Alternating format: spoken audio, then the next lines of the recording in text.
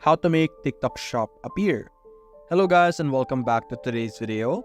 In today's video, we will be discussing on how you will be able to make the TikTok Shop appear on your TikTok. Now, sometimes there will be an issue where the TikTok Shop, which is this one, does not appear for some users, although it should. Now, what I suggest that you do is to simply use the TikTok as it is, look for a specific video that actually starts selling a specific product. It should usually appear, like for example this one. It's saying My Happy Place, Laguna Beach.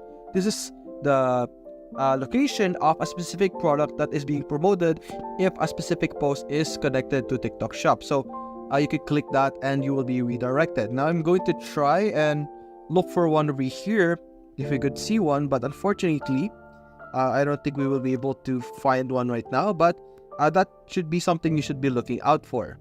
It's usually located above the title or the user's name over here in the bottom left. And after you click that, you will be redirected to the TikTok Shop, and it should force it to appear on your TikTok account if it's not appearing. So that's basically it guys. If you enjoyed this video, leave a like and subscribe. Thanks for watching.